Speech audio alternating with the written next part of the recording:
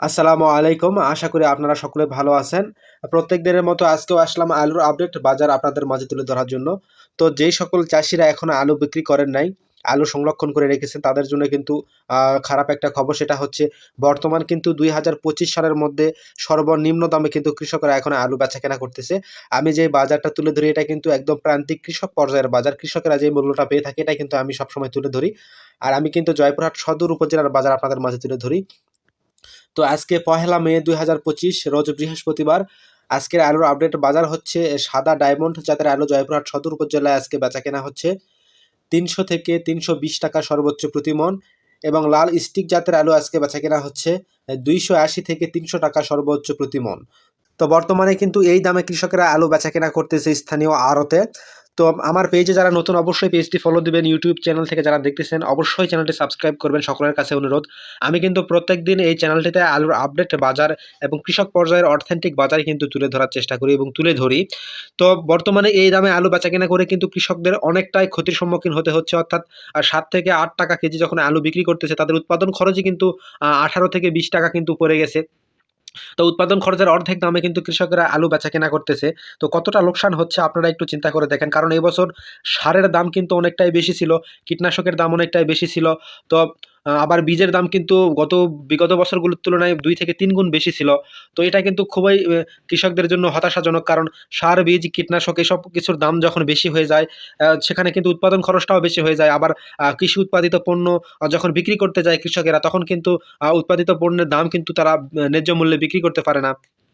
তো এই সব কিছু থেকে কিন্তু বেরিয়ে আসতে হবে। কৃষকদের উৎপাদিত যে পণ্য সেটার কিন্তু যথাযথ মূল্যে যেন বিক্রি করতে পারে, সরকারকে কিন্তু এগিয়ে আসতে হবে। তাহলে কিন্তু কৃষি সেক্টর আরেকটু এগিয়ে যাবে। সকলে কিন্তু যারা কৃষি সেক্টরের নতুন উদ্যোক্তারা জড়িত হচ্ছে তারা কিন্তু কৃষিতে মোটামুটি নির্ভরশীল হয়ে পড়বে। তো বর্তমানে এই বছর যারা কৃষিতে সম্পৃক্ত হয়েছে নতুন, তারা তাদের কিন্তু তিক্ত একটা অভিজ্ঞতার সৃষ্টি হয়েছে কৃষিতে এসে।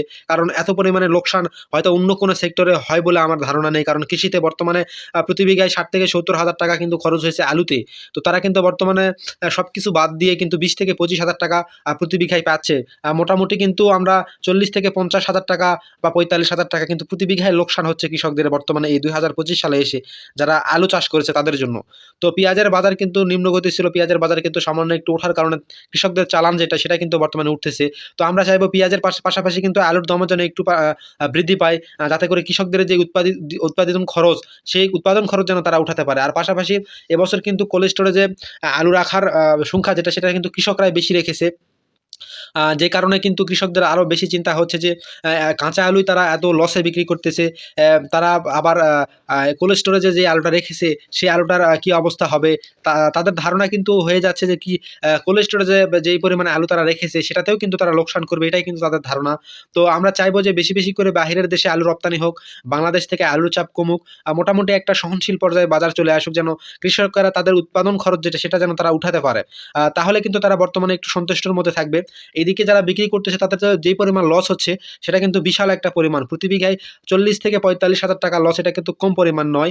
বিগত বছরেও কিন্তু অর্থাৎ ২০২৪ সালে এত পরিমাণে দামে আলু বিক্রি করেছে কৃষক, এরপরেও কিন্তু যে পরিমাণ বর্তমান ২০২৫ সালে লস হচ্ছে সেই পরিমাণ লাভ কিন্তু ২০২৪ সালে করতে পারে নাই।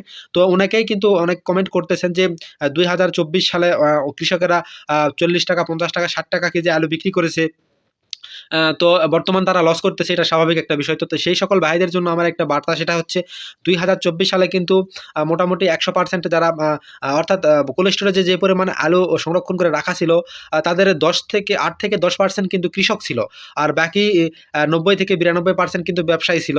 অর্থাৎ ব্যবসায়ীরা কিন্তু প্রচুর পরিমাণে মুনাফা করে নিয়ে চলে গেছে ২০২৪ সালে। তো আপনারা এখন সেই ক্ষোভ ঝাড়তেছেন কৃষকদের উপর। তো আদতে কিন্তু কৃষকরা সেই পরিমাণ লাভ করতে পারে নাই, যদিও করেছে ৮ থেকে ১০% কৃষক, বাকি ৯০% কৃষক কিন্তু গত বছর লাভ করেছিল, কিন্তু সেই পরিমাণ লাভ করতে পারে নাই। তো এই বছর কিন্তু ২০২৫ সালে মোটামুটি 60 থেকে 70% অর্থাৎ ৬০ থেকে ৭০% কৃষকেরা কিন্তু আলু সংরক্ষণ করে রেখেছে। তো এই বছরই কিন্তু দেখেন আবার আলুর দাম কিন্তু কম। এই বছরই কিন্তু কৃষকেরা আবার কোল্ড স্টোরেজেও হয়তো লোকসান করবে। তো ভিডিওটি ভালো লাগলে অবশ্যই ভিডিওটি বেশি বেশি শেয়ার করবেন, এবং চ্যানেলে আবারও বলতেছি, চ্যানেলে নতুন হয়ে থাকলে অবশ্যই চ্যানেলটি সাবস্ক্রাইব করবেন, সকলের কাছে অনুরোধ। তো সকলেই ভালো থাকবেন, সকলের সুস্বাস্থ্য এবং দীর্ঘায়ু কামনা করে শেষ করতেছি। আসসালামু আলাইকুম।